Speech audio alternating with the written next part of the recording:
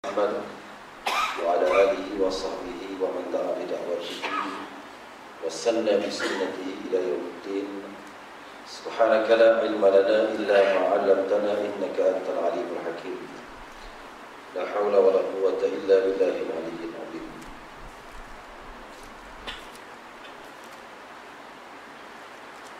Wal kursi surau yang saya hormati Tuan Imam, ahli jawatan kuasa surau, tuan-tuan, ustaz-ustaz, muslimin, muslimat, ya rahimakumullah. Bersyukur kita kepada Allah Subhanahu wa taala kita dapat bertemu lagi pada malam ini. Kita sambung terus berkenaan dengan beberapa ciri munafik yang terdapat dalam Al-Quran. Kali ini kita masuk pada sifat berkeluh kesah ataupun tidak redha dengan ketentuan Allah Subhanahu wa taala. Keluh kesah apabila ditimpa musibah. Ya, musibah, bencana. Ya, sesuatu kemalangan atau perkara yang tidak menyenangkan kita, itu musibah. Ya, banjir besar, ribut taufan, gempa bumi, kehilangan harta benda, kebakaran, hatta sampai kehilangan nyawa. Itu semua tergolong daripada musibah. Ya. Bagaimana yang dikatakan orang yang ditimpa musibah ini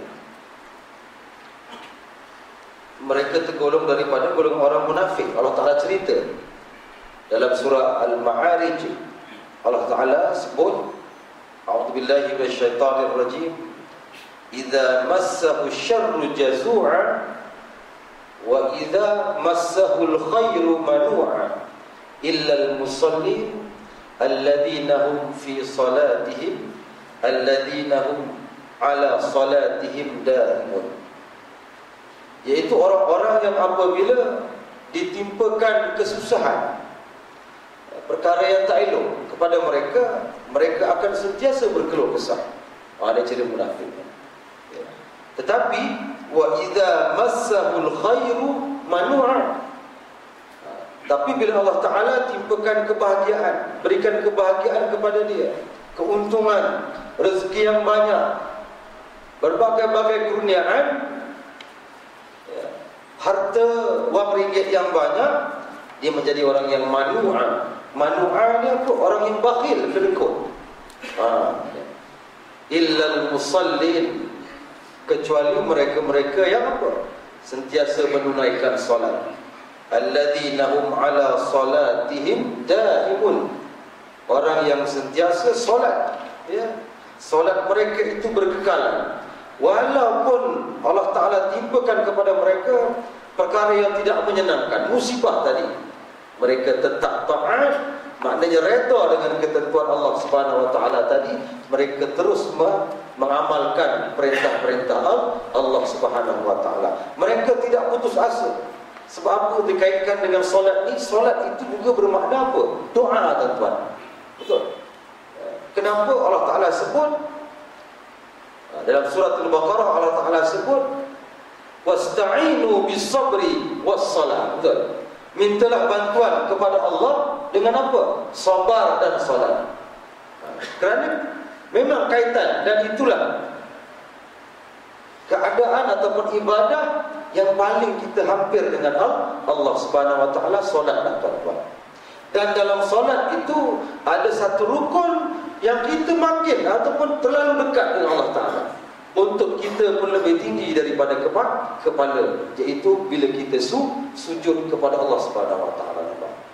Tak ada ibadah yang macam ini, tuan-tuan. Solatlah. Sebab itu ditimpa malapetaka, musibah, berterusan kita dengan perintah Allah Ta'ala ni, terutamanya apa?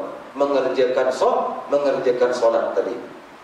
Ya, muslimin muslimat yang dirahmati Allah Subhanahu wa taala. Sebab itu Nabi sebut, ya, ahabbul a'mali ila Allah, amal-amal yang paling Allah Ta'ala suka, amalan ibadah yang paling Allah Ta'ala suka ialah apa? Adwamuha wa in qalla, iaitu yang berkekalan, istiqamah tadi. Wa in qalla, walaupun sedikit, sudah selalu sebut, betul? Walaupun zikir dia sikit, lepas bayang 33 kali je tasbih, tahmid dia itu je. Dia tak dapat buat macam ulama-ulama hebat macam Imam Ghazali ya. Kalau cerita Imam Ghazali ni, tasbih dia tiap-tiap malam 1000 kali.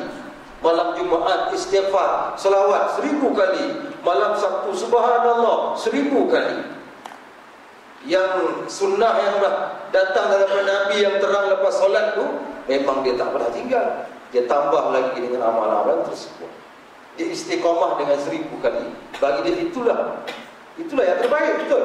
Bagi kita, tahap orang awam ni tak sempat balik rumah, nak bergegas nak pergi dah lapar pula, kuliah pula lambat habis, tak sempat ustaz doa dia dah cabut sebab lapar kan. Tak apalah.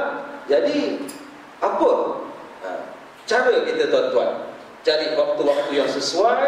Dalam setiap hari itu kita duduk duduk untuk contohnya membaca Al-Quran. Cari satu masa. Orang lain boleh istiqamah dengan 2-3 masa dalam sehari, kita mungkin 1 hari je istiqamah kita. Tapi berterusan, sebelum nak tidur dia baca ayat Quran setengah muka, ataupun sebelum pergi kerja dia sempat baca ayat Quran setengah muka. Betul? 2-3 muka panjang tu, setengah saya sebut minimum tu setengah muka, betul? Itu yang dia istiqamah tuan-tuan. Maka itu yang paling Allah Ta'ala suka, tuan-tuan. Muslimin muslimat yang dirahmati Allah Subhanahu wa ta'ala. Saya suka kaitkan tentang musibah ini dalam ayat dalam surah Al-Baqarah juga ayat 157. 157, 150, daripada 155 hingga 157. Apabila Allah Ta'ala berfirman, وَلَنَبْلُوَنَّكُمْ بِشَيْءٍ, nescaya kami akan uji kamu dengan sesuatu.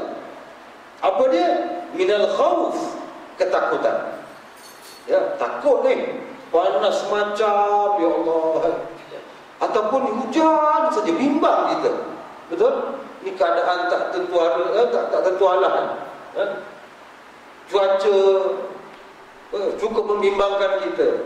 Suasana sosial yang kadang-kadang juga membimbangkan kita. Anak-anak kita ni, ini ujian daripada Allah Subhanahu wa ta'ala. Ketakutan. Takut nak pergi surau sebab ada hantu.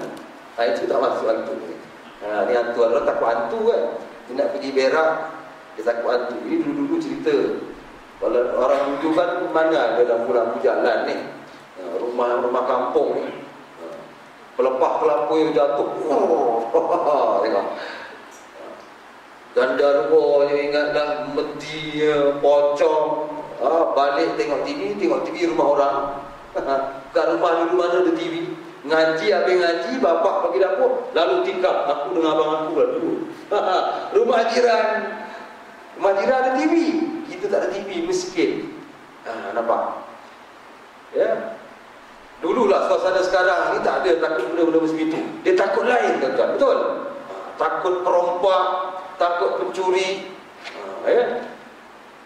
Itu ketakutan tu ujian daripada Allah Subhanahu wa ta'ala. Minal khawfi wal ju', kelaparan. Kelaparan juga dugaan daripada Allah Subhanahu wa ta'ala. Mungkin kita di sini tak dapat ujian itu. Betul? Tapi rakan-rakan kita di negara-negara lain, di Afrika, Rohingya dan sebagainya, mungkin mereka ke bulu tak dapat makan. Itu dugaan. Kita tak pernah, tuan-tuan, jarang sangatlah. Kalau dulu pun, kalau miskin-miskin tu ubi kayu belakang rumah ada. Betul? Tak ada sampai 2-3 hari tak makan. Saya sepanjang umur saya tak pernah, tuan-tuan. 1 hari tak makan tu, tak ada. Ada je rezeki Allah Ta'ala bagi. Tapi tengok kawan-kawan yang saya kata di negara-negara lain tu, mereka 2-3 hari tak makan, seminggu tak makan. Memang cukup mereka diduga oleh Allah Subhanahu wa ta'ala.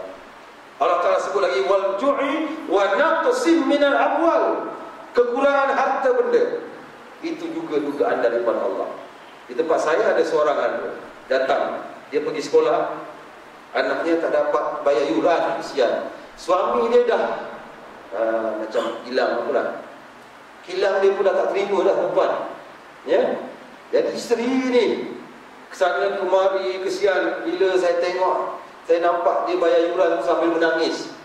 Kerana dapat apa? Menggigil. Dapat bantuan daripada zakat ni. Jangan nampak. Artinya dalam keadaan suasana kita ni kenyang, seronok, harta banyak tuan-tuan, masih ada rakan-rakan kita ni yang masih susah. Kita kena ingat. Ingatlah tuan-tuan, bukan semua orang macam kita cukup segalanya. Ada depan mata menangis dia. Sebab itu pun tunggu dah berapa bulan dah ni. Ni dah bulan 2 kan. Dia baru dapat bayar yuran.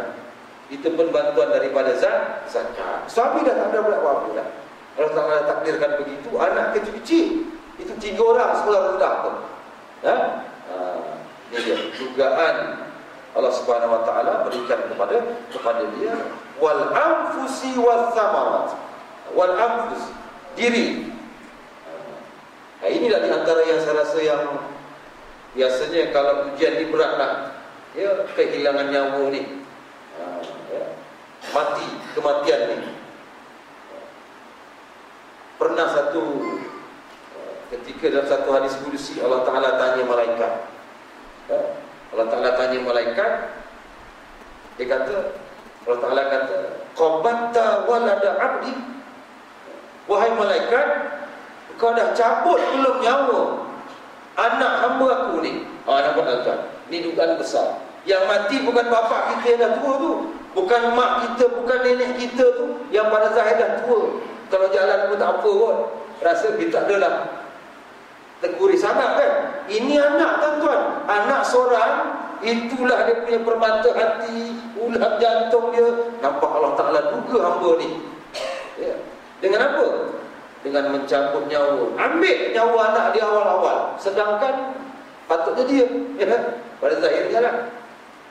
Maka Allah Ta'ala tanya pada malaikat, qabatta walada abdi wa samarata fu'adi wa qurrata aini.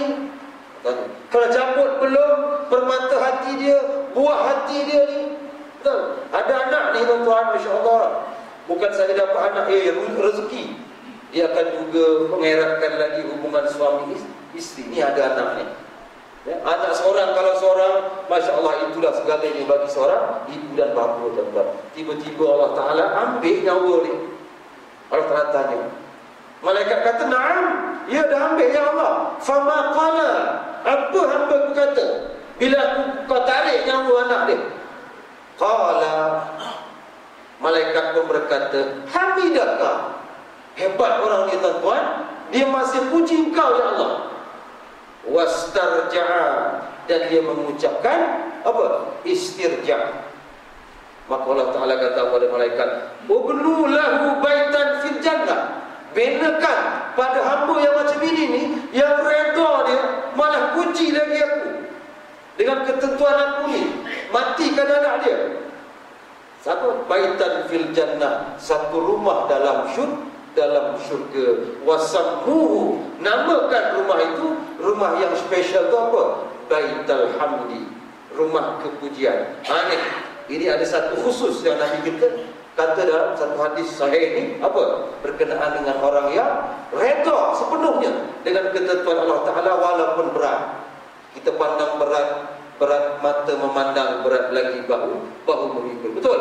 Kalau kita tengok kawan-kawan kita ditipu musibah di Kelantan, Terengganu kan, berat tengok, ya Allah kesiannya, rumahnya lepas ni nak repair rumah lagi, beratnya kita tengok. Tapi orang yang rasa tu, yang kematian anak, kematian mak bapak mereka, lagi-lagilah tuan-tuan, ya, itu dugaan hebat. Betul?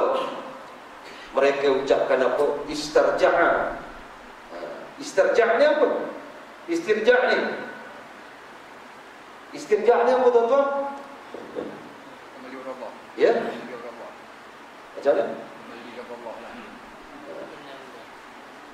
Sebab itu Allah Ta'ala sebut dalam hujung ayat ni, alladzina idza asabathum musibah, iaitu orang-orang yang apabila Allah Ta'ala timpakan musibah kepada mereka. Jadi umum, saya dah sebut tadi umum kan, musibah ni macam-macam, termasuklah kematian, bukan khusus mati je. Qalu inna lillahi wa inna ilaihi raji'un. Itulah namanya istirja. Saya istirja, saya teringat aku nikahkan orang. Ni. Dia janji dengan aku pukul 10 nikah. Pukul 10 ni. Dia hantar WhatsApp, saya datang kompong ustaz pukul 10. Saya dah sampai pukul 10, dia tak sampai. Mula hangin pun. Hangin. Tahu hangin tak?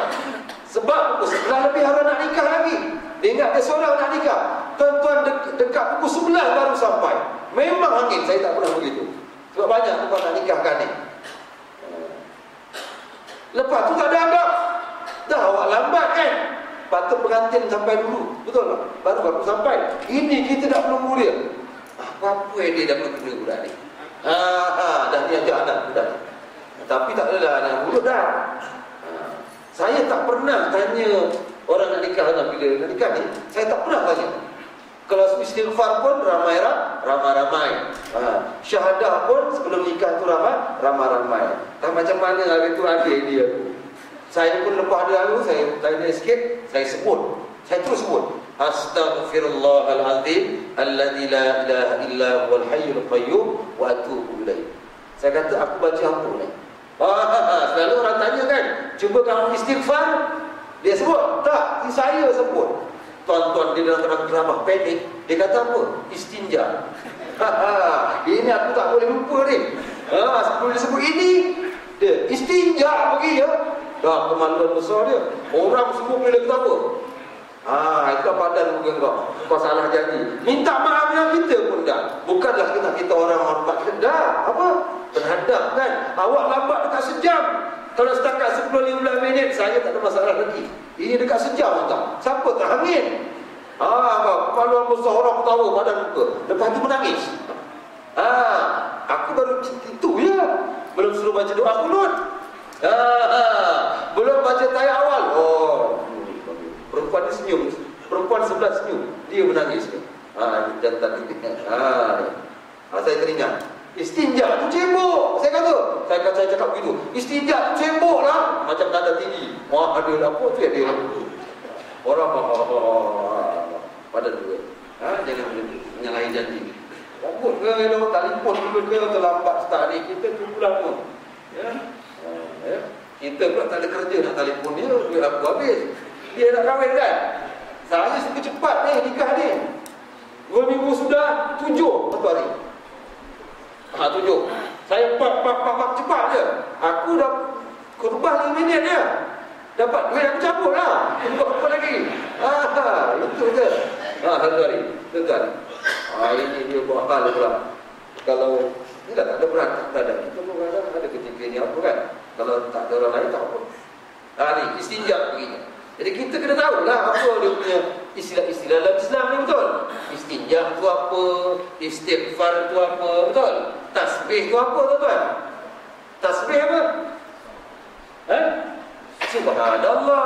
Tahmid tu apa? Alhamdulillah. Tahlil apa? La ilaha illallah. Takbir. Allahu akbar. Itu tak tahu lah mana betul. Selalu dengar takbir. Takbir. Itu yang kita kena tahu. Malulah kalau kita tak tahu. Sebab itu benda-benda yang biasa. Bukan yang lain. Tidak. Jadi ucapan istirja di sunnah. Dan memang daripada Quran dan Nabi, tambah lagi. Bukan sebenarnya, bukan sekatakan inna lillahi wa inna ilaihi raji'un. Tapi dalam satu hadis lain, ketika Abu Salamah dia balik daripada jumpa Nabi, dia balik, dia bagi tahu isteri dia Ummu Salamah. Abu Salamah ni gelaran. Biasa orang Arab ni guna anak, betul. Saling tak tumpah macam orang Jawa. Saya heran dulu tuan-tuan, kenapa bapak saya ni dia panggil mak saya tu bukan nama mak, tapi guna nama kakak saya yang paling sulung. Kakak saya sulung namanya Ani. Dia panggil, Mak Yani kata dia. Kita pelik tu tahu budak-budak kan. Mak saya pula panggil bapak saya, Mak Yani kata dia. Kenapa sebut nama? Rupanya ikut Arab tahu. Ummu Salamah. Bukan nama betul Abu Salamah. Bukan nama betul Abu Salamah ni. Siapa? Abdullah bin Abdul Asad namanya. Baru tahu. Bila dah besar dah ngaji, oh rupanya banyak tuan-tuan, orang-orang tua kita buat dulu, sebenarnya betul-betul cantik tau. Tapi dia sendiri tak tahu. Sebab dia atuk ajar pun mungkin tak terangkan. Kenapa guna macam ni cara dia? Oh, style orang Arab begitu. Ibnu Khaldun, betul? Bukan dia. Anak lelaki Khaldun. Betul kan? Dia orang Arab begitu. Ibnu Sina. Semua. Tuan-tuan, dia kata pada isteri dia, aku dapat berita gembira daripada Nabi SAW. Maka Ummu Salamah tanya, apa dia? Aku selamatkan apa? Nabi kata, la yusibu ahadan minal muslimina, tidak menimpa seseorang hamba ni, orang Islam ni, musibatun, satu musibah, fayastarji'u, dia ucapkan apa? Istirja' tadi, summa yaqulu, bukan setakat itu dia katakan, mereka tambah, mereka berdoa, apa dia? Allahumma jurni fi musibati, ya Allah, berikanlah pahala dalam musibah aku ni. Macam mana? Redha, betul kan? Dapat pahala. Wa khluf li khairan minha, dan gantikanlah yang lebih baik daripada ini. Nampak? Daripada musibah. Ini sunnah ni. Bukan setakat inna lillahi wa inna ilaihi raji'un. Itu kita sebut apa? Kalau kita dengar Tuan Guru Nik Aziz meninggal kan, kita sebut inna lillahi wa inna ilaihi raji'un.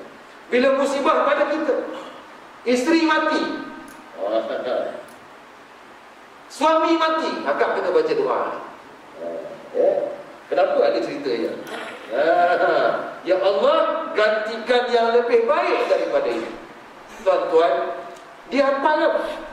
Ummu Salamah hafal doa ni.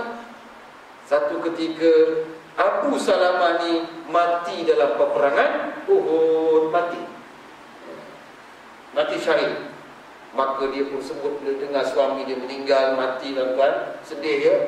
Siapa tak sedih? Suami meninggal ni, tempat penggantungan ni, dia sebut, dibacalah ni, inna lillahi wa inna ilaihi raji'un, Allahumma jurni fi musibati wa khluf li khairan minha. Dia pembaca, ikut sunat, dah pahala kan? Tapi tak tahu apakah ganti, Allah Ta'ala bagi ganti dia macam mana. Dan wa khluf li khairan minha, ya Allah ganti lebih baik.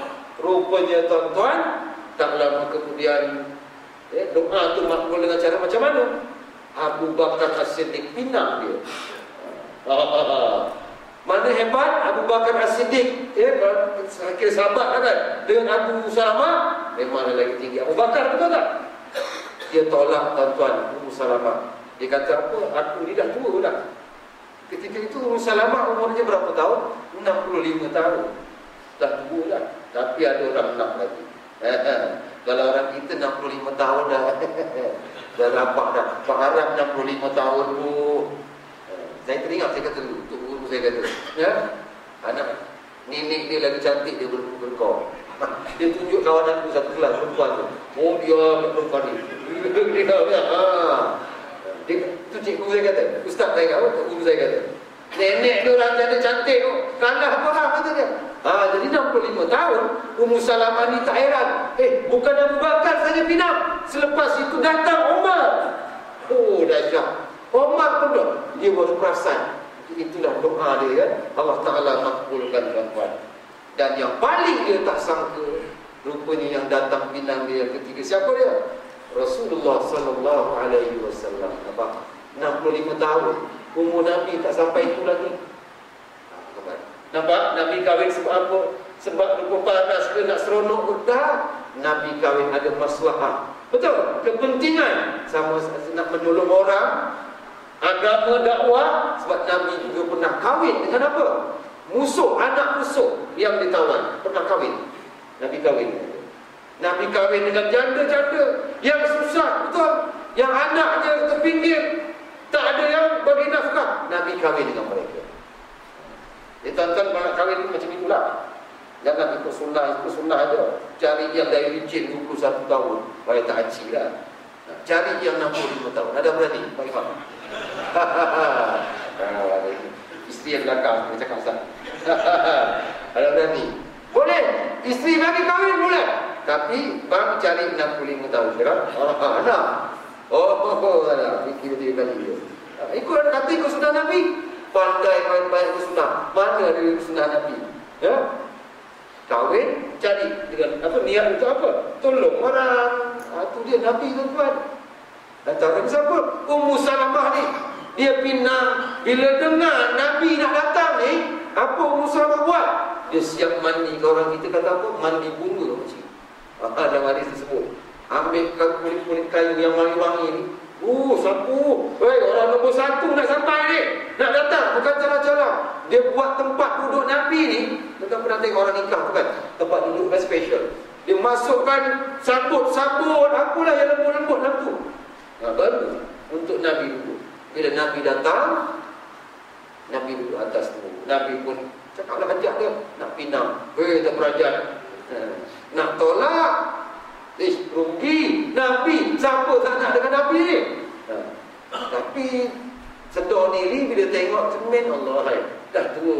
Begitulah alasan dia alasan yang sama juga diberi. Mana? Seperti mana dia bagi alasan pada Abu Bakar, ya Rasulullah, aku ni dah tua. Satu dia. Yang kedua apa? Aku ni kuat cemburu ya Rasulullah. Yang ketiga apa? Anak aku ramai. Ada 4 orang anak tuan-tuan. Ummu Salamah ni kecil-kecil. Ada 4 orang. Maka Nabi jawab apa? Aku pun tua juga. Nak ambil hati. Cemburu, jangan takut. Besok dah kahwin, settle, tak ada masalah. Memang isteri Nabi ada cemburu, betul. Aisyah, bila dengar ni, Aisyah, Nabi lagi kalau cerita-cerita benda-benda dulu ni, kisah-kisah silam, Nabi selalu sebut nama siapa? Isteri nombor 1. Itu yang orang kata apa? Tak sama macam isteri pertama, betul. Nabi cerita dengan isteri lain, dengan Aisyah, dia cerita, dia ambil contoh siapa? Khadijah binti Khuwailid. Aisyah, sikit-sikit Khadijah, ni depan mata ada. Nampak? Dia cemburu. Itu fitrah, betul tak? Itu perempuan bila sebut ini, dia mula macam Ustaz, cerita apa? Madu-madu, cerita lain tak? Ini cerita Nabi ni. Terus saya kata kalau nak bagi suami kahwin lagi, boleh cari yang tua-tua. Yang nenek-nenek tu, yang nak beli-beli dia. Yang anaknya ramai tu, ambil. Yang janda-janda yang susah tu, tu ambil tuan-tuan. Ya? Muslimin muslimat yang rahmati Allah Subhanahu wa taala. Maka akhirnya dia kata apa lagi? Nabi kata anak itu anak aku juga nanti. Maknanya Nabi akan bantu tolong sama-sama membesarkan anak Ummu Salamah itu. Maka kahwinlah Nabi dengan Ummu Salamah yang dah lebih tua daripada dia. Nampak? Isteri Nabi ni ada berapa? 13 lah. Kalau yang tidak termasuk Ummahatul Mukminin ada 13. Yang Ummahatul Mukminin ni 11 je. 13 tolak 2. 2 yang Nabi kahwin ni Nabi tak sempat bergaul, Nabi cerai. Siapa dia? Asma. Yang Nabi ceraikan kerana dia hina Nabi. Baru kahwin dia hina Nabi. A'udzubillahi minka. Nampak? Kita a'udzubillahi minka ni nampak benda tak elok ke tak? Maknanya Nabi tu tak elok. Aku berlindung dengan Allah Ta'ala daripada engkau, ya Muhammad. Dia hina Nabi. Dia takut Nabi Islaman.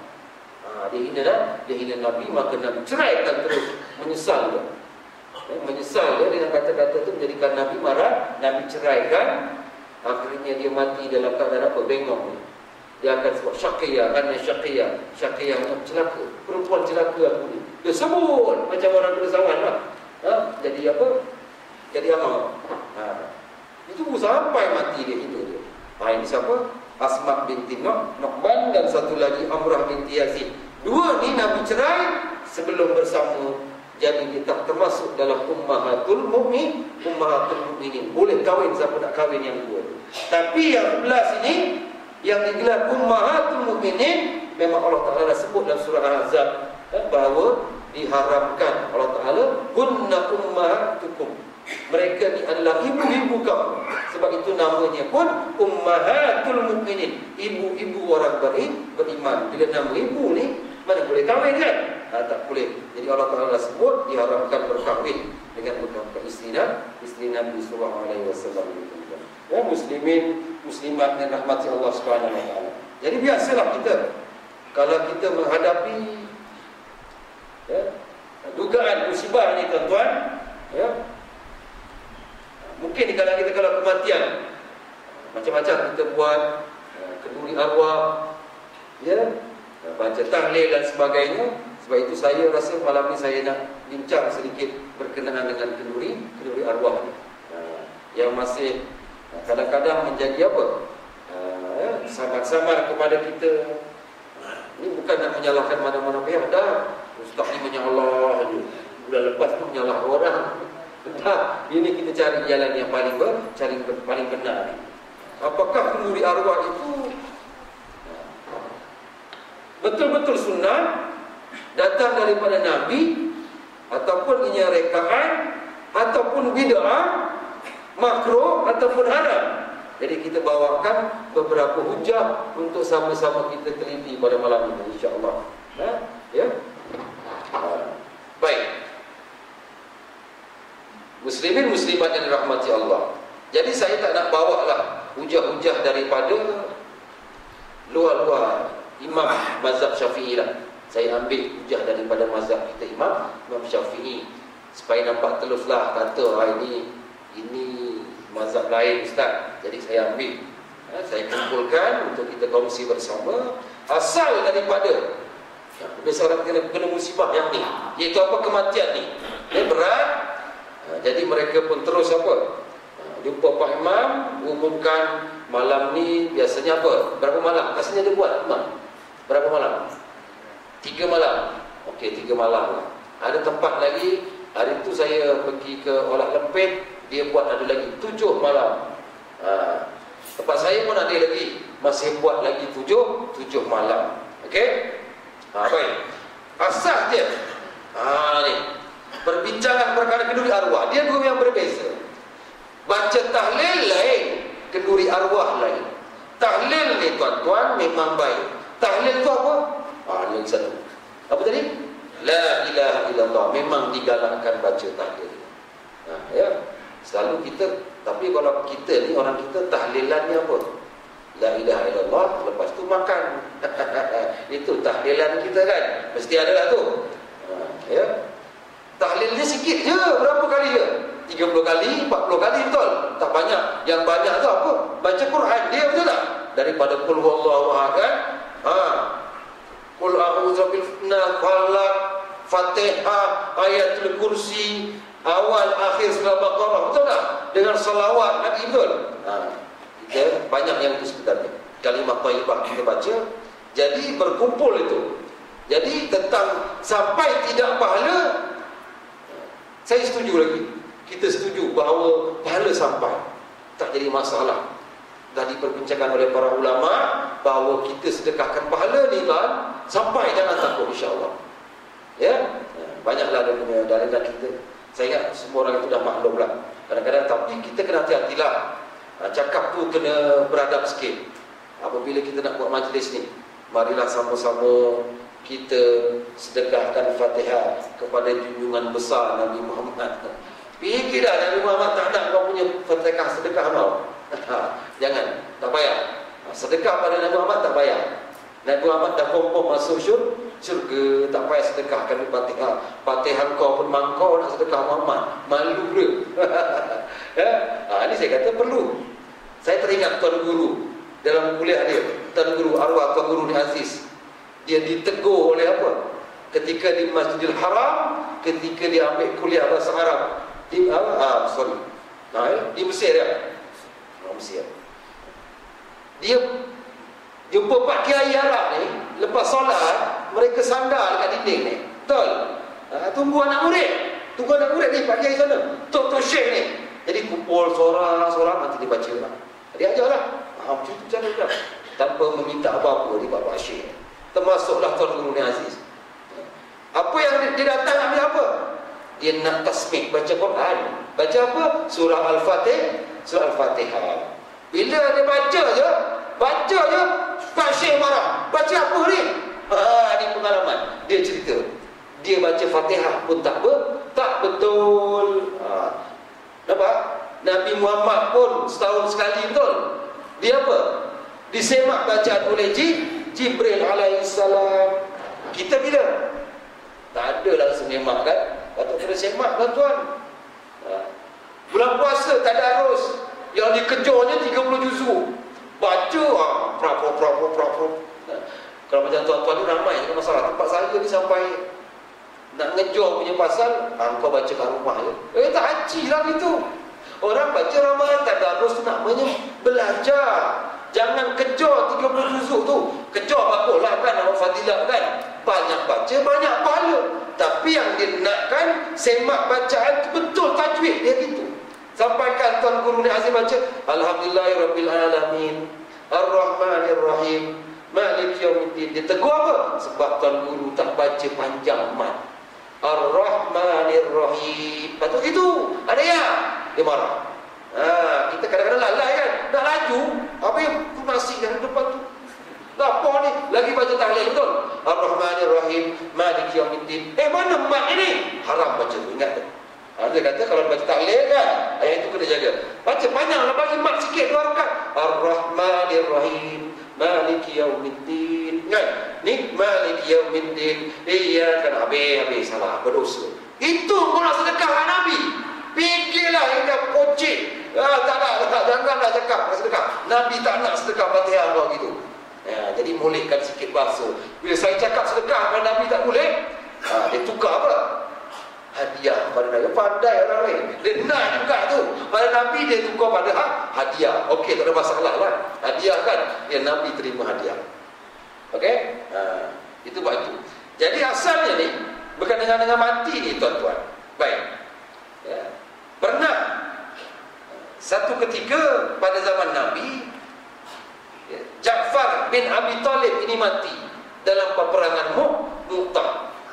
Bila Nabi dengar Ja'far mati, tuan-tuan, maka Nabi pun berkata, arahkan pada para sahabat, isna'u li ahli Ja'far.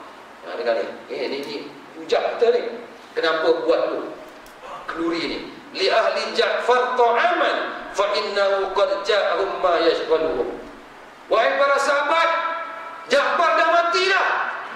Kamu kena buatkan makanan untuk siapa? Li ahli Ja'far, untuk keluarga Ja'far ni. Makanan ta'aman fa innahu qad yashghaluhum. Kerana apa? Mereka ditimpa apa? Kemurungan, musibah ni, kematian suami ni. Maknanya yang sunnah dia apa dia? Iaitu bahawa kita memberi makan kepada waris si mati. Itu dia. Ini terang ni hadis ni. Okey? Itu asalnya tuan-tuan. Kita buat macam mana sekarang? Sekarang kalau kita pergi rumah orang mati, kita bawa makanan ke kita mencekik darah orang tu punya?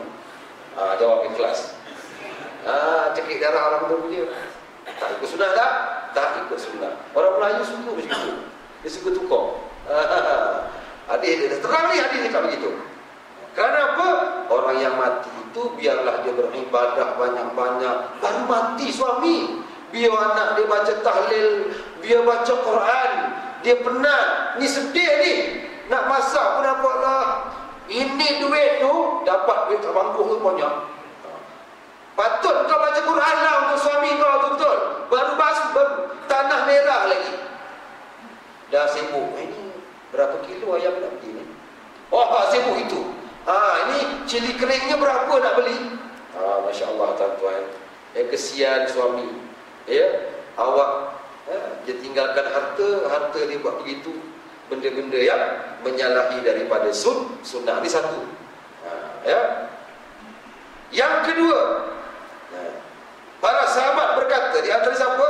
Hadis daripada Jarir bin Abdullah radhiyallahu an, na'uddul ijtima'a ila ahli al-mayyit wa sun'ata ta'ama ba'da dafnihi minan niyah. Apa dia kata? Kami menganggap bahawa berkumpul kepada ahli keluarga mayat ni, mayit sebenarnya bukan mayat, sebutan alamat mayat, tak apalah kita orang Melayu sebut mayat kan, mayat lah, okeylah tu. Berkumpul di rumah keluarga si mati, dan bermakan selepas dafnihi, dikebumikan mayat itu, minan niyah, ia merupakan daripada perkara apa? Meratap, dia kata. Meratap, niyah ni meratap. Meratap ni amalan siapa? Amalan orang Arab jahiliyah sebelum Nabi. Tuan-tuan, orang Arab dulu buat gitu. Sebab tu bila Nabi turun, Nabi tak bagi meratap. Okey? Sebab dosa lah kan. Masalah Allah tidak reda dengan ketentuan Allah Subhanahu Wa Taala. Ya. Saya ambil satu-satu, kena dengar dulu semua. Okey. Itu umum dia asasnya. Nas yang menyebut tentang makan, tapi tak macam kita buat. Dah salah satu, okey. Baik, kita ambil pula pandangan Imam Syafi'i, imam kita. Ni. Kita nak tengok ni. Betul ke orang yang tak suka tahlil ni dikatakan Wahabi? Kita tengok tuduhan mereka ni betul atau tidak. Siapa yang kata Wahabi ni? Siapa yang kata bid'ah ni? Mari kita tengok dalam kitab kitab rujukan paling besar Imam Nawawi. Apa Imam Nawawi kata? Panjang ni Arabnya, baca ni. Li jiranil mayyit adhi qarabatihi ayu'allimu li ahlil mayyit fi yawmin wa lailatihi ta'aman yashba'uhum. Okey ya, saya sekiranya aku suka jiran si mati atau orang yang mempunyai pertalian keluarga dengannya, sama ada keluarga yang jauh, memberi makan kepada ahli keluarga mayat tadi, yang mengenyangkan mereka pada hari itu kematiannya dan pada malamnya, kerana itu adalah sunnah. Nampak? Sunnahnya gitu. Maknanya apa? Bila mati orang berwarisan, Pak Imam cepat-cepat telefon, pergi wakil seorang, jumpa tuan rumah, jangan buat makanan untuk hari ini dan malam ni, AJK surau akan sediakan makanan. Itu sunnah dia. Kalau JKK kampung, JKK akan ambil. Jangan bagi tahu benda ni bila orang dah panggil. Tak guna. Siapa nak makan tu? Kena datang lah kan? Betul tak? Siapa nak makan tu? Berapa banyak tu? Dia buat kenduri, betul tak? Makanan siapa nak makan? Nak bagi tahu sekarang yang bercakap ni. Paling tak dengar lagi lah. Menuju hari 40 hari, setahun mendak, orang Jawa kata mendak, 1000 hari, dia ingat tu kalender, dia tanda tu. Bapakku mati dia. Wah, selek. Allah. Dan ianya adalah perbuatan golongan yang baik-baik sebelum dan selepas kita. Ini kerana apabila tiba berita kematian Ja'far, nampak Imam Syafi'i berhujah atas hadis yang saya baca tadi. Nampak? Jadi tuan rumah jangan buat. Macam mana tuan-tuan? Macam mana Ustaz? Ni adik-beradik balik ni, itu dalam bab lain kamu boleh bagi makan. Itu tetamu. Itu dalam bab duyuf. Itu bab lain. Buat arwah. Tetamu memang wajib layan. Betul? Dari jauh masalah untuk mereka. Tapi nak bagi makan ni kaya raya ni. Kenapa tak sedekah? Haji terima sedekah kan? Tak boleh. Tak boleh. Ingat ni. Apa dia? Lagi. Wa akrahu. Baca. Aku benci. Nampak tu? Syafi'i kata, aku benci diadakan mu'tam. Mu'tam ni apa? Perhimpunan. Walaupun tidak ada tangisan kepada mereka, kerana sesungguhnya perbuatan itu memperbaharui buka cita dan membebankan tanggungan. Siapa? Keluarga si mati. Siapa kata tu? Imam Syafi'i rahimahullahu ta'ala. Okey, Syafi'i kata. Siapa? Kita ambil lagi seorang ulama mujtahid yang bermazhab Syafi'i yang hebat. Azab sila. Ni.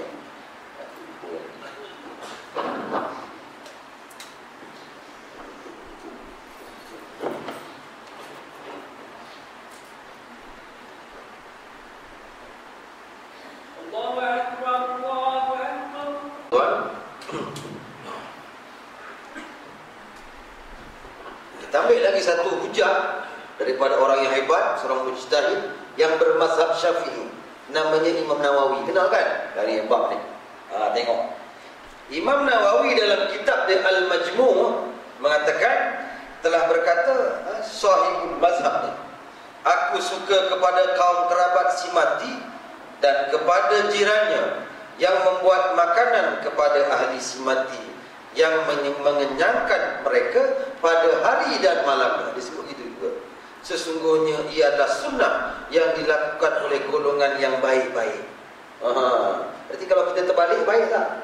Kita buat benda yang tak baik. Kena aku je lah tu. Ya, baik. Itu saya ambil daripada Imam Syafi'i lah. Kita tengok pula daripada 4 mazhab. Tuan-tuan, 4 mazhab semua tolak, semua kata makruh buat kenduri arwah. Yang kita buat ni daripada mana Ustaz? Nak tanya tuan-tuan, daripada mana kita buat kenduri arwah ni? Ya, hadis Melayu. Hadis Melayu Pak Imam kata. Pak Imam hadis Melayu. Sebab dah teranglah bagi saya. Ulama dah sebut dah. Dan akan dengan nas tadi tu, dengan hadis. Bukan mereka cakap kosong pun. Alah ustaz, ada ustaz kampung. Ustaz kampung tu lagi terror dari Imam Syafi'i ke? Dia ada ustaz kampung ni. Boleh apa? Sedap cakap. Saya sebut macam selawat dulu lah juga kan. Sama aja benda-benda ibadat ni. Setengah ulama mengatakan hukumnya haram. Nampak? Bagi ahli si mati membuat makanan untuk diberi kepada orang yang datang. Aduh, Masya Allah. Haram buat ini. Itu sependapat ulama. Kalau ulama yang mengatakan makruh, jadi haramnya apa? Dia guna harta anak yatim. Jadi haram. Haram jadah lagi namanya. Sebab anak yatim punya, bila mati bapa, dia orang rumah sedap-sedap ambil poket dompet suami, bawa pergi kediri. Tak boleh. Dah menyamai harta pusaka, betul. Harta si mati wajib dia apa? Lunaskan hutang si mati kalau ada. Kemudian kalau ada wasiat buat dulu, lepas tu kena wajib faraidkan. Bukan nak bagi mentedarah orang datang ni. Ini yang kita pun dah timing tunggu. Yalah ni tak panggil ni. Hari ni tak masak. Sebab apa? Ada orang mati. Tempat aku lah gitu. Dia tak masak. Sebab memang dah biasa. Nanti siapa nak makan kalau kita dah kenyang, betul? Nampak begitu sekali tuan. Ya, muslimin muslimat yang dirahmati Allah Subhanahu wa taala. Di dalam kitab Ahkamul Janaiz wa bid'ah ada disebut antara amalan bid'ah ialah apa? Menerima panggilan jamuan makanan daripada ahli mati. Nah, yang pergi pun bid'ah tahu. Aduh bayang. Kita yang dijemput ke kenduri arwah ni pun bid'ah, dia kata. Siapa kata bid'ah ni? Wahabi dah. Mazhab Syafi'i kata. Jadi siapa-siapa kata Wahabi yang punya kerja bid'ah, bohong dia. Dia bercakap tidak berdasarkan fakta yang tepat. Dia saja suka tuduh-tuduh orang. Saya sikit Wahabi. Ustaz Husaini ni Wahabi ni. Dah aku bawa kita punya mazhab. Jadi jangan kata yang kata bid'ah ni adalah orang Wahabi. Dah, mazhab kita Syafi'i sendiri kata benda ni bid'ah. Jelas tak tuan? Lepas ni nak buat lagi tak? Tak boleh lah, nanti isteri saya marah. Nanti mak saya marah. Saya memanglah kat kampung tu pembaharuan saya buat. Bukanlah baru dah lama pun. Sebab mak saya meninggal, bapak saya meninggal, saya tak buat berubah. Tapi buat adik-beradik tu yang balik tu lah. Itu je.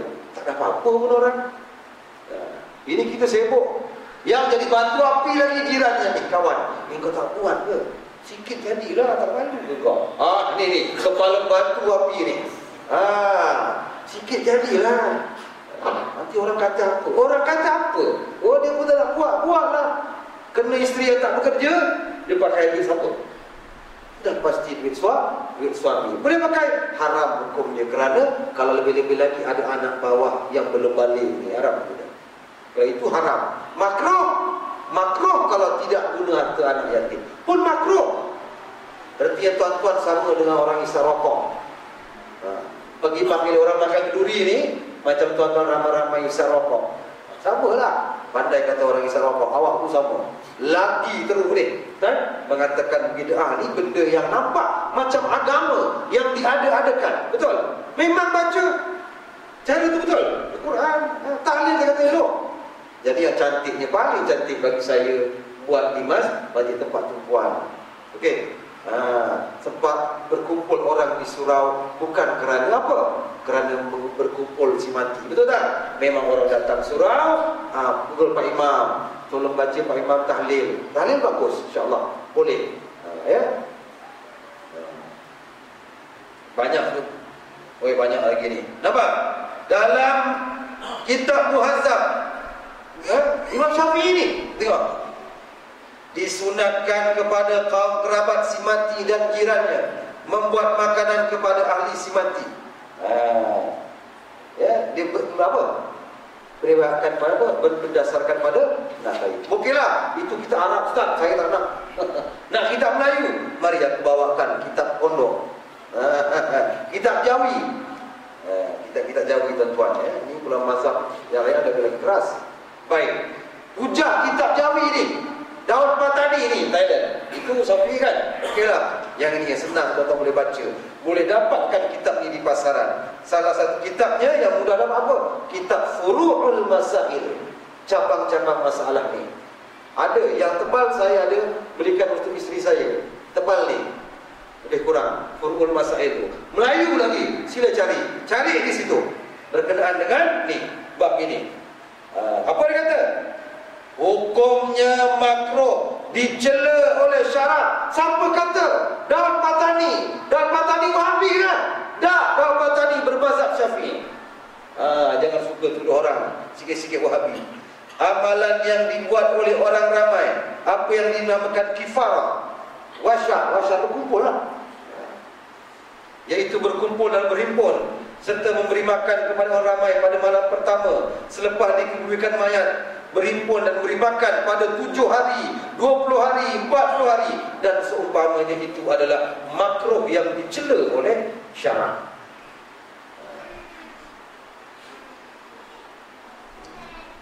Banyak lagi. Sabilal Muhtadin, kitab Syafi'i. Sabilal Muhtadin dengan jelas kata hukumnya bid'ah. Yang datang makruh, yang buat tak boleh, yang datang pun makruh. Ustaz makan, siapa nak makan ni? Untuk kali pertama datang, kita tak tahu. Lepas ni kena bagi tahu. Wajib kena bagi tak. Dalam kitab Kashful Lisan, ini pun mazhab Syafi'i punya kitab. Kini kami baca ni kitab dekat pondok. Tapi ada orang pondok kata tak ada orang pondok amal ni. Saya pondok pun pondok bukan syadid, bukan jumuh tuan-tuan. Tak. Kami kaji semua kitab. Kami bersebut toleransi tuan-tuan. Walaupun setengah orang kata ini orang pondok buat, orang pondok tuduh Wahabi, betul? Wahabi pula tuduh orang pondok, betul? Macam-macam. Kami tak begitu. Walaupun saya memang belajar di pondok, dan inilah kitab yang kami baca dulu. Kashful Lisan ini, Sabilul Muhtadin, Furu'ul Masail ini, dan dengan jelas. Tapi tak tahu kenapa dia boleh buat. Ya. Bugyatul Tulab. Saya kat ke masjid sekolah ngaji. Bugyatul Tulab ada. Apa nampak? Hukumnya makruh dan bid'ah jika ahli mati membuat makanan dan menyebut orang ramai. Nampak tu? Untuk makan. Sama ada sebelum dia kumpul orang baca, orang ziarah tu, dia buat makanan sibuk dia goreng bihun, pertama tu mayat belum dikubur, dia bagi orang yang datang tu makanan. Itu bid'ah. Atau selepas pengubumian mayat, balik malam tarang baca ya, jemput. Okey. Hukumnya itu apa? Makruh. Hukumnya bid'ah yang buruk lagi makruh jika diamalkan oleh orang ramai, apa yang dinamakan kafarah dan wahsyah tadi. Okey? Kitab lagi. Kita nak lagi. Kitab Bahrul Mazi. Kami kaji. Hampir semua kitab mazhab Syafi'i katakan tak boleh makruh. Paling ringan-ringan atau makruh. Ni kitab Bahrul Mazi. Kita kenal kan? Kenal Bahrul Mazi tu. Ada banyak jenis kalau tuan-tuan nak beli yang terjemahan tu, ada banyak. Hukumnya bid'ah dan makruh lagi. Siapa? Tak ada yang kata okey. Tapi datang Pak Kiai dah mana punya Pak Kiai, okey. Boleh? Boleh. Malulah dengan ulama-ulama muktabar tuan-tuan. Mujtahid ni. Mereka dapat kajian cukup hebat. Betul? Awak datang-datang sedar-sedar saja. Seolah-olah menghina kajian riset orang-orang ulama-ulama cendekiawan ni. Sedangkan mereka berpandukan kepada apa? Kepada naskah hadis tadi. nak tahu apa hujah mereka yang kata boleh? Mereka ambil satu hadis. Ada satu hadis, iaitu apa hadisnya? Saya terjemahkan. Yang kata boleh ni, yang belajar lah, yang tak belajar dia kata boleh, dia tanya apa dia melopong tak tahu apa pun, dia ikut ustaz kata boleh. Hadis tu iaitu apabila Nabi pernah apa? Pernah pergi tengok tukang gali kubur, Nabi kata, "Ausah, luaskan bahagian kaki dan kepala." Tu Nabi pergi. Ya, lepas tu Nabi balik. Dalam Nabi balik, dan para sahabat ditahan oleh seorang perempuan. Seorang perempuan. Hadis tu tak sebut bukan di keluarga mati, si mati. Sebab itu bagi saya, kalau berdasarkan ini, ibarat orang itu bagi apa? Upah sebenarnya. Sebab itu tak salah kita bagi upah orang, nak bagi orang gali kubur kan, pernah bagi. Itu untuk ini. Bukan dia menjadi apa? Dalil kepada buat peduli arwah. Dah. Ini tersilap, dan ulama-ulama muktabar tidak mentafsirkan begitu sebagaimana yang orang-orang yang mengatakan boleh ini. Mereka tak tahulah macam mana dia buat. Jadi berjumhur, majoriti memang 90% lebih mengatakan bukan haram tapi makruh. Kalau haram jadi apa? Menggunakan harta anak yatim, hukumnya haram dah terang tuan-tuan. Dan banyak lagi sebenarnya hujah-hujah lah yang saya rasa kita tak pernah sempat nak keluarkan semua. Tapi yakinlah tuan-tuan, dengan ulama-ulama kita ni, al-ulama warasatul anbiya, ulama kita ni pewaris para nabi. Mereka buat dah betul lah. Jangan kita mandai-mandai buat benda-benda yang tidak. Jadi sekarang macam mana? Kalau dulu 7 hari makcik, ustaz bukan senang ni. Nak hapuskan adatnya, betul tak? Okey, kuranglah 3 hari. Kalau tak boleh sekali kan. Dulu buat 3 hari, buatlah sekali. Jangan kau buat seolah-olah tak ada kitab benda ni, tak rujukan. Suka hati je 7 hari. Sebab selepas saya ceramah di Banting tu, dia jemput saya. Ustaz datang rumah saya. Lepas tu Nazir ni datang, alhamdulillah. Ustaz Sarif-Sarif tu, dia datang kan. Ustaz pun cuba rengga sikit jauh lah. Minta maaf kan. Sebab dia orang Jawa. Ustaz pitung dino orang gawe mana? Saya kira dia mana orang gawe pitung dino mana? Ustaz Sarif kata gitu. Apa maknanya? Dia kata, Ustaz jangan layak. Ini orang tua ni baru kematian mak. Orang tua. Mak dia lagi tua lah kan. Dia jemput. Lepas tu bila dia cakap begitu, Ustaz Sarif ni Nazir Masjid orang Lampik, dia dengar. Dia terus jumpa saya. Ustaz jangan layak. Dia dah buat 7 hari dah. Nak buat lagi. Zaman sekarang mana orang sampai 7 hari Ustaz? Gitu kan? Maknanya berpada-pada patut lah. Tak beberapa hari ni. Nampak tuan? Sebab itu bagi saya benda ni masih lagi samar pada masyarakat. Betul tak? Mereka tak tahu sebenarnya. Kesian. Kita tak salahkan mereka sebab mungkin para dai diam dalam hal ini. Betul tak? Anggap benda ni benda yang tak ada masalah. Betul? Itu kita kena ambil berat tentang kemaslahatan muslimin. Malam yahtamu bi amril muslimin laisa minhu. Barang siapa tak ambil berat dengan kepentingan orang-orang Islam ni, masyarakat Islam, dia bukan daripada golongan itu. Sebab itu terdetik hati saya nak kongsi pada tuan-tuan pada malam ini. Bagi jelas supaya tidak ada lagi cacah merebah lah. Benda yang karun-pengarun dibuat selepas kematiannya. Jadi senangnya macam mana yang baiknya, buatlah doa. Anak beranak sendiri udahlah. Betul tak? Buat. Itu yang sunnah tu begitu. Jadi bila dengar dia lepas kematian, kalau tuan-tuan ada rasa nak buat ikut sunnah, betul? Kena bergerakkan. Maknanya dengar ada je kematian, tuan-tuan saya yakin lagi hebat, lagi besar di sini. Mesti ada orang pergi jumpa ahli mati, cik duduklah baca Quran ke apa kat rumah, relax ya. Doakan mati kami akan pihak surau ataupun taman akan masakkan bagi makanan.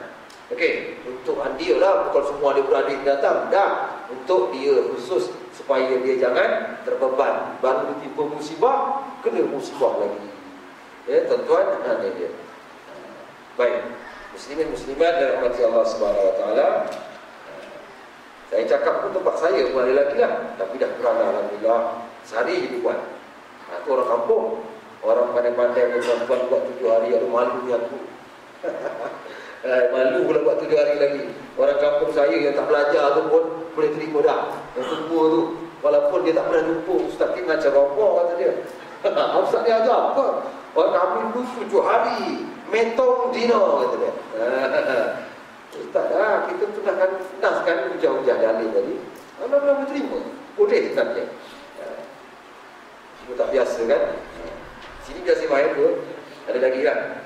Jadi eloknya bawa ke Basrah. Betul? Baca di sini. Kalau tak ada kuliah dan lagi yang lagi haru, bila program setiap tahun orang buat program tahlil berkelompok. Betul? Okey, tak salah. Boleh, senang kan? Lamsam seorang RM50 ke. Yang jadi haru tu, saya pernah pergi kat Puchong. Ada cerita tu. Saya pergi Puchong. Dia panggil aku ceramah. Punggahanan. Sebelum tu ceramahlah saya. Lepas ceramah dia datang jumpa Ustaz. Ustaz nak makan dulu, nak balik ke ataupun nak ikut sama-sama kami tahlil. Saya ni jarang-jarang kan pergi nak tengok masyarakat ramai orang Puchong. Itulah saya ikut. Menyesal aku tahu.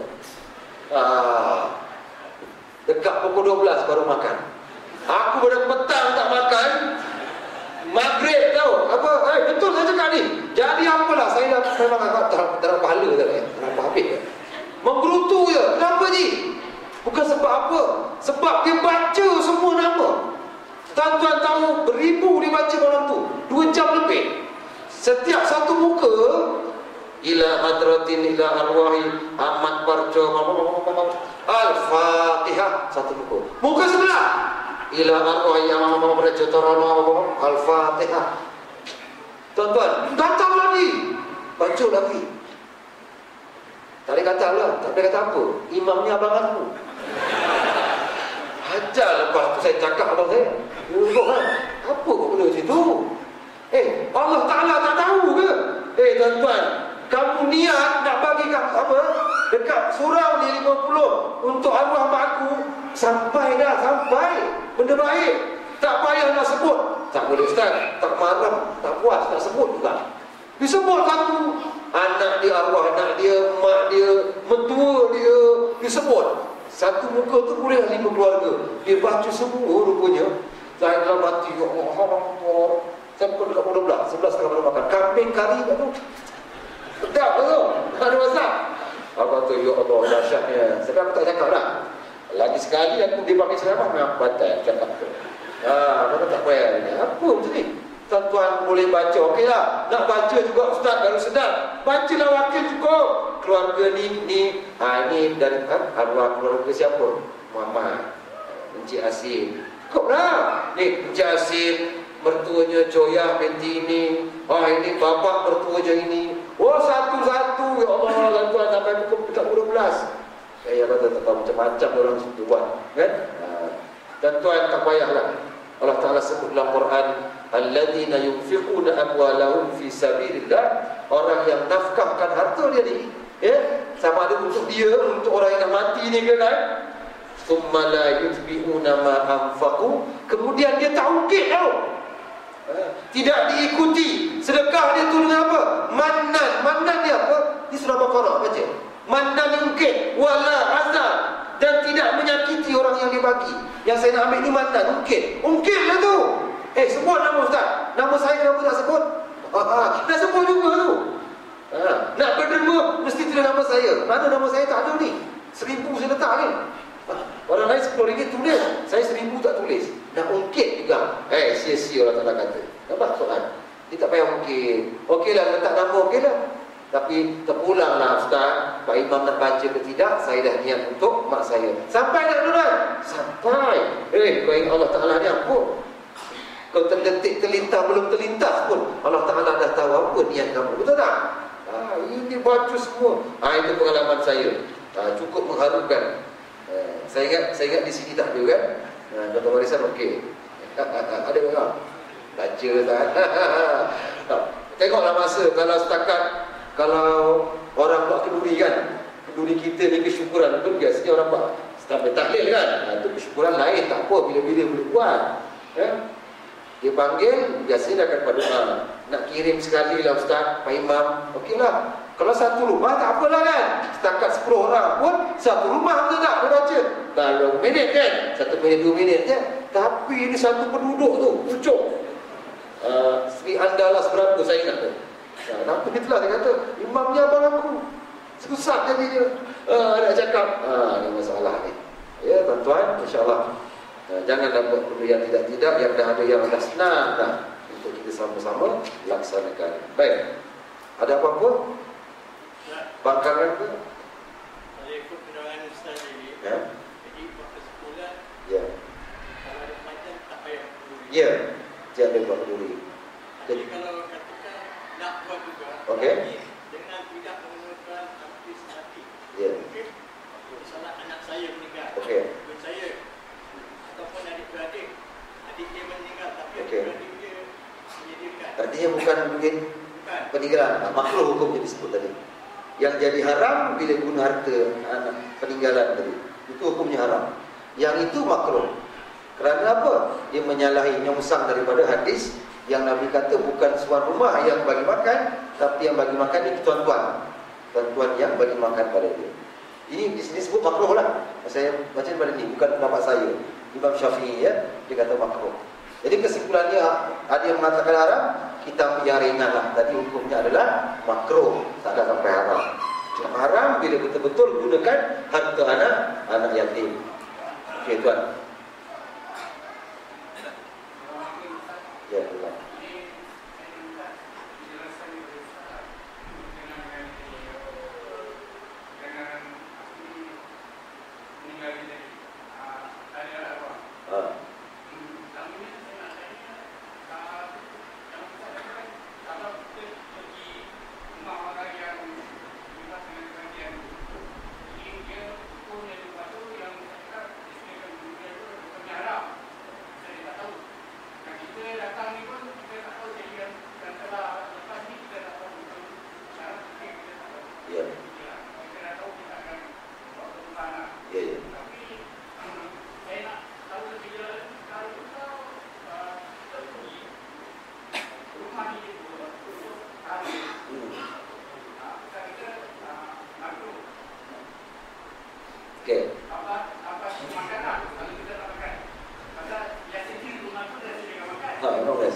Dia tak boleh elak kan?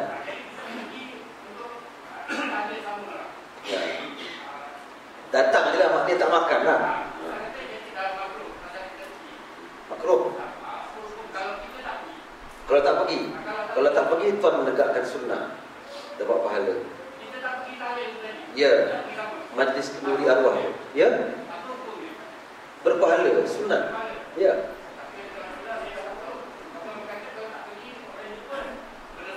Ya, itu kenduri lain. Dia kalau kenduri arwah, kenduri akikah wajib datang, kenduri kahwin wajib datang. Ada nas semua tuan. Yang saya bincang ni khusus kenduri si mati, kenduri arwah. Nampak? Disebut dalam Sabilul Muhtadin, orang yang tak pergi itu yang menegur dan yang memberitahu, dia sebenarnya menegakkan sunnah Nabi SAW.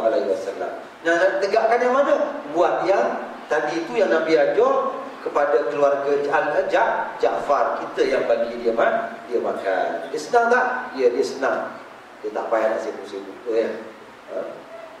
Saya sebut ni bukan saya ni. Saya sebut ulama punya ni. Apa pendapat daripada ulama-ulama mujtahid ni? Bukan saya keluar sendiri, tak ada. Saya tak pandai macam dia orang hebat. Kita cuma kongsi sampaikan perkara-perkara ini. Ya, juga. Surau kan ada highlight kematian saya. Nanti pembicara tu dan jemputkan tu punya ada baki.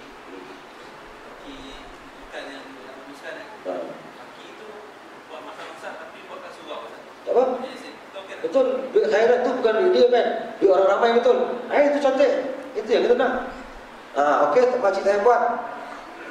Kami yang akan bagi makan. Kami akan bagi tahlil kat surau. Betul tak? Itu baru betul, baru bagus. Bukan dengan harta dia, bukan berkumpul di rumah dia. Sebab berkumpul itu ulama yang kata, Jarir kata an-nihayah, iaitu orang sama dengan meratap, dia kata. Dia kata jangan berkumpul apa, bagi dia rehat. Rumah dia jangan kacau, bagi dia tenang. Kita buat sama-sama di di surau, duit tuan-tuan kumpul kan, tak kira lah kadang kematian juga di surau kan. Kita buat masak dia makan tak apa. Itu yang memang yang paling baik, itu yang kita nak menepati sunnah keluarga apa jiran dia, itu baik. Ya, itu menggalakkan juga orang pergi surau. Kalau mati dia diwasiatkan pada contoh suami dia mati, wasiat pada isteri dia, abang dah tinggal baju penyanyi untuk 7 hari. 7 hari tak boleh. Wasiat kalau yang bertentangan dengan syarak tak boleh berbuat. Jadi ini bertentangan kan? Tak boleh. Kalau wasiat itu yang tepat dengan syarak, ya wajib buat. Kalau yang penuh tak ada, tak perlu. Okey. Ya tuan.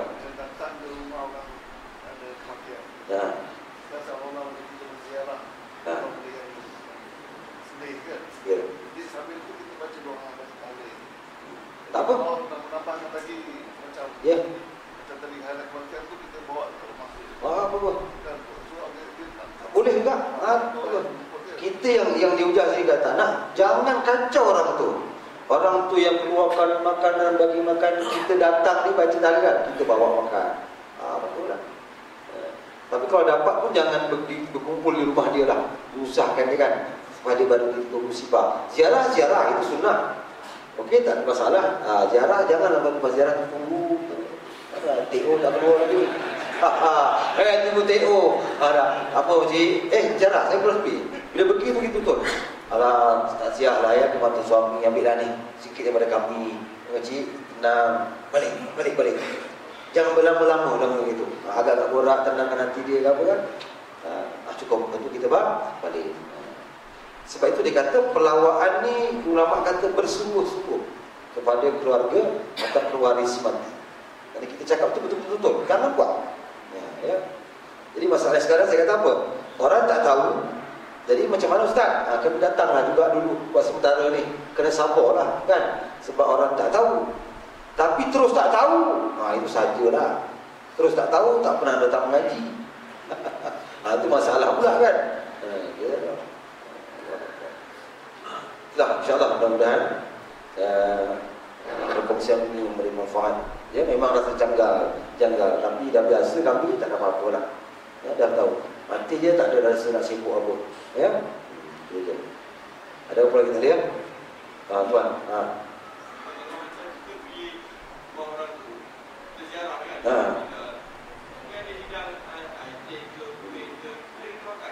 Ya, kalau kita ziarah, kita dah dinamakan tetamu.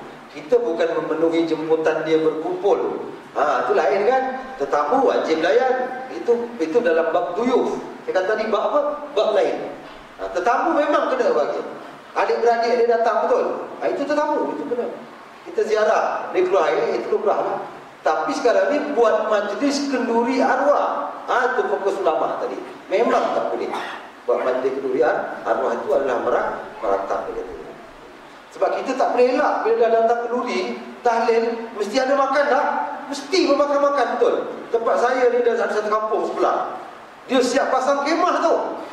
Mati dia siap pasang kemah. Sebiji macam Cina setengah pelik bila mati. Sebiji. Tepi jalan jadi sesak tau. Dan baru saya teringat, ya Allah, macam ni rupanya. Kita ni sama macam agama Buddha betul. Bila kenduri je, panggil makan sampai jumpa kawan-kawan Cina. Mati pun susah orang pakai banyak. Nampak? Dia terpaksa belanja bagi makan orang makan. Okey, tak. Ya. Itu tak apa. Maknanya bukan kalau setengah ulama yang ringan lah ya dikatakan. Sebab ini disebut tadi malamnya kan. Lepas kematian baru kenduri. Sebab itu setengah ulama kata yang berbeza, mereka mengatakan yang agak slow sikit. Dia kata kalau nak buat pun jangan ditentukan hari. Maknanya jangan mesti 3 hari, mesti malam ni buat. Padahal malam ni ada kuliah Ustaz Husain ni. Dia nak buat juga lepas maghrib. Kan? Berjadah lah kan? Tak boleh, tak pandai.